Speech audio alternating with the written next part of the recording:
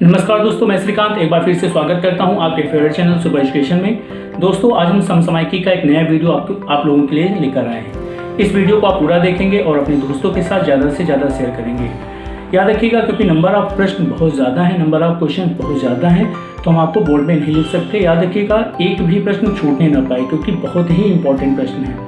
अपनी कॉपी पर आप नोट करते जाएंगे, हम क्वेश्चन बोलते जा रहे हैं, ठीक है। याद रखिएगा, कोई भी प्रश्न, लास्ट के 4 प्रश्न आप अपनी कॉपी पर जरूर से जरूर नोट करेंगे। जो आज का हमारा जो सबसे पहला प्रश्न है, याद रखिएगा, इलेक्ट्रॉनिक व्हीकल पॉलिसी, बहुत ही महत्वपूर्ण प्रश्न है। इलेक्ट्रॉनिक व्हीकल पॉलिसी कहाँ की सरकार द्वारा या किस मुख्यमंत्री ने इस पॉलिसी योजना को लागू किया या इस योजना की शुरुआत की? तो आपको बता दें, दिल्ली की सरकार ने या अरविंद केजरीवाल जी ने इस योजना को लॉन्च किया है। ठीक, बहुत ही महत्वपूर्ण प्रश्न है।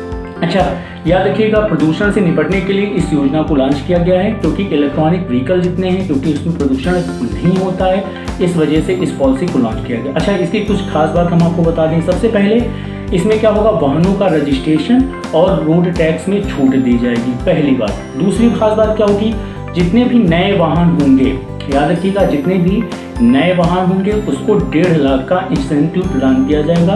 याद रखिएगा, इंसेंटिव प्रदान किया जाएगा। तो क्या करना है इसमें, दिल्ली सरकार ने इसमें एक मुहिम चलाया है कि प्रदूषण से ज़्यादा बचा जाए या प्रदूषण से निपटने के लिए इस योजना को उसने क्या किया है, लॉन्च किया है। इसके बाद अगला हमारा प्रश्न है, दिल्ली की मशहूर लेखिका कौन सी? दिल्ली की प्रमुख या प्रसिद्ध या सामाजिक कार्यकर्ता या लेखिका जिनका भी हाल ही में निधन हुआ, उनकी कुछ पुस्तकों के नाम बताना है और उनका नाम भी बताना है जिनका हाल ही में निधन हुआ। तो आपको बता दें, सादिया देहलवी, उनका नाम है सादिया देहलवी। इनकी जो पुस्तकें हैं बहुत ही महत्वपूर्ण हैं। इनकी जितने भी पुस्तक हैं 4 से 5 महत्वपूर्ण, उसमें से एक पुस्तक बहुत ही इंपॉर्टेंट है, जो सबसे पहली पुस्तक है सूफी, क्योंकि एक सूफीवादी महिला थी। याद रखिएगा, एक सूफीवादी महिला थी। अच्छा, इनका हम जन्म बता दें आपको, 1957 को इनका जन्म हुआ था और 63 वर्ष की अवस्था में इनका निधन हो गया। एक सूफीवादी महिला थी। इनकी जो सबसे पहली सूफीवाद पर जो सबसे पहली पुस्तक आई थी, उस पुस्तक का नाम है Sufism the heart of Islam. याद रखिएगा, जो सबसे पहली पुस्तक थी सूफीवाद पर, इनकी जो सबसे पहली पुस्तक थी Sufism the heart of Islam, इनकी सबसे पहली पुस्तक। और भी कुछ महत्वपूर्ण इनकी पुस्तकें हैं, हम आपको बता दें, द सूफी कोर्टयार्ड, याद रखिएगा, द सूफी कोर्टयार्ड इनकी पुस्तक, दिल्ली की दरगाह इनकी दूसरी पुस्तक, और तीसरी जैस्मिन एंड जिन्स और मेरी दिल्ली। इनकी 4 पुस्तक बहुत इंपॉर्टेंट हैं। सबसे पहली पुस्तक का नाम है इनका Sufism the heart of Islam. इसके बाद दूसरी पुस्तक का नाम अपनी कॉपी पर नोट करें, द सूफी कोर्टयार्ड। तीसरी पुस्तक का नाम है दिल्ली दरगाह, और चौथी पुस्तक का नाम है जैस्मिन एंड जिन्स, और 5वीं पुस्तक का नाम है मेरी दिल्ली। ये महत्वपूर्ण इनकी क्या है, इनकी प्रमुख पुस्तकों के नाम। इसके बाद अगला प्रश्न है कि संघ लोक सेवा आयोग का अध्यक्ष, याद रखिएगा, संघ लोक सेवा आयोग का अध्यक्ष किसे बनाया गया है? बहुत ही महत्वपूर्ण है प्रत्येक परीक्षा की दृष्टि से। याद रखिएगा, यूपीएससी का अध्यक्ष किसे बनाया गया है? तो प्रोफेसर प्रदीप कुमार जोशी को बनाया गया है। अच्छा, इनका जो कार्यकाल है 12 मई 2021 तक रहेगा। हर परीक्षा की दृष्टि से यहाँ तक पीसीएस, आईएएस पीसीएस तक के जितने भी प्रश्न हैं, ये प्रश्न जरूर से जरूर पूछा जाता है प्रत्येक परीक्षा की दृष्टि से। बहुत ही महत्वपूर्ण है, 2020 का सबसे टॉप क्लास का प्रश्न बनेगा ये कि यूपीएससी का अध्यक्ष किसे बनाया गया है? याद रखिएगा, प्रदीप कुमार जोशी को बनाया गया है। इनका जो कार्यकाल है 12 मई 2021 तक रहेगा। ठीक, इतनी बात क्लियर हो गई। इसके बाद आपको बताएं कि कहाँ की सरकार ने या हाईकोर्ट ने 10 वर्ष से कम और 65 वर्ष से अधिक कलाकारों को सेट पर आने से रोक लगा दी थी। 10 वर्ष से कम और 65 वर्ष से अधिक कलाकार, जो जितने भी टेलीविजन कलाकार हैं, कहाँ की सरकार ने फिल्म शूटिंग के लिए रोक लगा दी थी? तो कह सकते हैं कि बॉम्बे हाई कोर्ट ने या महाराष्ट्र सरकार ने क्या कर दिया था, रोक लगा थी तो कोरोना की वजह से, कोरोना महामारी की वजह से वहाँ की सरकार ने रोक लगा दी थी। इसके बाद अगला प्रश्न हमारा है, आपको एक पुस्तक का विमोचन हुआ है, उस पुस्तक का विमोचन किसने किया बताना है।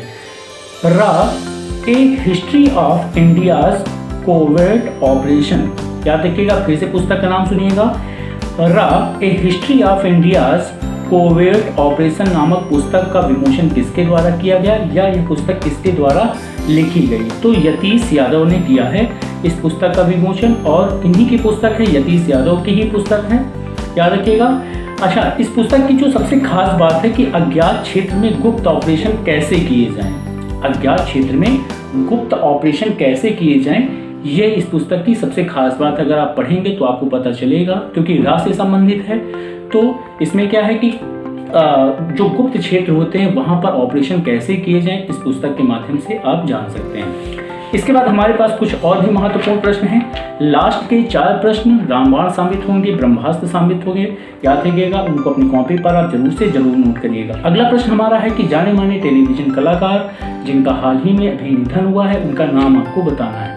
उन्होंने कुछ सीरियल में काम भी किया है, उन सीरियल के नाम भी हम बताएंगे आपको, जो बहुत ही फेमस सीरियल हैं, जो कई घरों में देखे जाते हैं। तो अभी जाने माने टेलीविजन कलाकार जिनका भी हाल ही में निधन हुआ है, उनका नाम है समीर शर्मा। 44 वर्ष की अवस्था में उनका निधन हो गया है।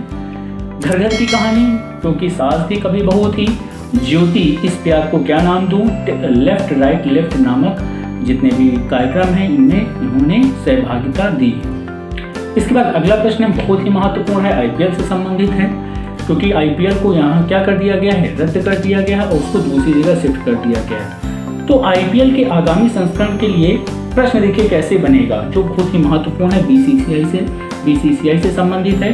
तो आईपीएल के आगामी संस्करण के लिए बीसीसीआई ने किस कंपनी के टाइटल प्रमोशन को रद्द कर दिया है, याद रखिएगा, किस कंपनी के टाइटल प्रमोशन को रद्द कर दिया है। तो देखिए, क्योंकि जो ऐसा टाइटल था जो प्रमोशन के लिए लिया गया था वो चीनी टाइटल था, तो वीवो कंपनी थी, क्योंकि वीवो एक चीनी कंपनी है, इस वजह से चीन को झटका देने के लिए बीसीसीआई ने क्या कर दिया है, उस टाइटल प्रमोशन को रद्द कर दिया है। ये तो खास बात हो गई। अच्छा, अब आपको और बता दें, जो आईपीएल से संबंधित जो खास बात है, आईपीएल को शिफ्ट कर दिया गया है यूएई में, और जो आईपीएल का जो संस्करण जो स्टार्ट होने वाला है वो 19 सितंबर से 10 नवंबर 2020 से तक चलेगा, याद रखिएगा, 19 सितंबर से 10 नवंबर तक 2020 में स्टार्ट होगा। कहाँ पर स्टार्ट होगा, तो उसको स्थानांतरित कर दिया गया है, यूएई में कर दिया गया है, संयुक्त अरब अमीरात में होगा, याद रखिएगा। इसके बाद अगला प्रश्न है, हाल ही में किस राज्य में परिवार पहचान पत्र योजना, याद रखिएगा, परिवार पहचान पत्र योजना बहुत ही महत्वपूर्ण प्रश्न है। परिवार पहचान पत्र योजना कहाँ की सरकार ने लागू किया है, लॉन्च किया है, तो हरियाणा सरकार ने किया है। इसके बाद अगला प्रश्न है, जम्मू कश्मीर का नया CAG किसे बनाया गया है, जम्मू कश्मीर का नया CAG किसे बनाया गया है। तो अभी हाल ही में आपको बता दें कि 5 अगस्त 2020 को गिरीश चंद्र मुर्मू जी ने क्या कर दिया था, उपराज्यपाल के पद से इस्तीफा दे दिया गया था, और इसके बाद वहाँ का CAG इन्हें ही बनाया गया है, गिरीश चंद्र मुर्मू को बनाया गया है। किसको बनाया गया, गिरीश चंद्र मुर्मू को बनाया गया। तो इसको शॉर्ट फॉर्म में क्या कहते हैं, नियंत्रक महालेखा परीक्षक कहते हैं। ये आर्टिकल 148 के तहत आता है। केंद्र सरकार और राज्य सरकार के जितने भी आय और व्यय क्या होते हैं उनके लेखा जोखा यही देखता है, कैग देखता है। आय और व्यय का लेखा जोखा क्या करता है, कैग ही देखता है, नियंत्रक महालेखा परीक्षक। आर्टिकल 148 के अंतर्गत क्या है, अनुच्छेद में इसका उल्लेख किया गया है, या हम कह सकते हैं संविधान में इसका उल्लेख किया गया। अगले प्रश्न, हाँ, जो दोस्तों हमने आपसे वादा किया था कि लास्ट के जो 4 प्रश्न हैं प्रत्येक परीक्षा की दृष्टि से बहुत ही महत्वपूर्ण हैं, इनको अपनी कॉपी पर आप जरूर से जरूर नोट करेंगे, याद रखिएगा।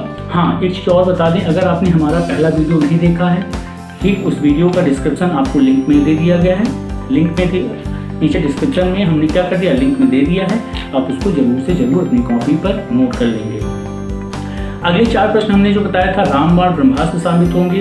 अब लिखना स्टार्ट करिए। 4 प्रश्न बहुत ही महत्वपूर्ण हैं, छोड़ना नहीं इन प्रश्नों को। सबसे पहला प्रश्न है, वैश्विक प्रतिभा प्रतिस्पर्धा सूचकांक 2020, वैश्विक प्रतिभा प्रतिस्पर्धा सूचकांक 2020। देखिए, इसमें पूछा जाएगा पहला स्थान किस देश का है और भारत का स्थान कौन सा है। तो हम आपको बता दें कि पहला स्थान स्विट्जरलैंड का है, अगर भारत की बात करें तो भारत का 72वां स्थान है, ठीक है, लिख लीजिएगा अपनी कॉपी पर, पहला स्थान स्विट्जरलैंड का है और भारत का स्थान 72वां है। इसके बाद अगला है, हेनरी पासपोर्ट इंडेक्स 2020, याद रखिएगा हेनरी पासपोर्ट इंडेक्स 2020 में पहला स्थान किसका है और भारत का स्थान कौन सा है, तो आपको बताना होगा। देखिए, अगर पहला स्थान पूछे किसका है, किस देश का है, तो जापान का पहला स्थान है और भारत का 84वां स्थान है, 84वां स्थान है। 84 याद रखिएगा, 84वां स्थान है भारत का। इसके बाद अगला प्रश्न है कि 22 जनवरी 2020 को यूएन, याद रखिएगा 22 जनवरी 2020 को यूएन एड्स उच्च स्तरीय गोलमेज कार्यक्रम संपन्न हुआ है। याद रखिएगा एड्स उच्च स्तरीय गोलमेज कार्यक्रम संपन्न किया गया है। तो यह आयोजन कहाँ पर किया गया है या कहाँ पर आयोजित किया गया है, तो आपको बता दें दावोस स्विट्जरलैंड में किया गया है। बहुत ही महत्वपूर्ण है, फिर से सुनिएगा, यूएन एड्स उच्च स्तरीय गोलमेज कार्यक्रम कहाँ पर संपन्न किया गया है, तो दावोस स्विट्जरलैंड में किया गया। क्वेश्चन को नोट करेंगे। आज का हमारा लास्ट प्रश्न और बहुत ही महत्वपूर्ण प्रश्न है कि कोविड-19 महामारी के बाद यूरोप में चुनाव करने वाले पहले देश का नाम बताइए। यूरोप में चुनाव करने वाले पहले देश का नाम बताइए, तो आपको बता दें सर्बिया ने किया है। किसने किया है? सर्बिया ने किया। तो दोस्तों, आज के ये रहे कुछ हमारे महत्वपूर्ण प्रश्न जो परीक्षा की दृष्टि से बहुत ही महत्वपूर्ण है। इसके बाद अगला वीडियो 2020 जनवरी से लेकर अब तक के महत्वपूर्ण प्रश्नों का कलेक्शन होगा। उस वीडियो को भी पूरा देखेंगे। इस वीडियो को भी आपको पूरा देखना है और अपने दोस्तों के साथ ज़्यादा से ज़्यादा शेयर करते रहना।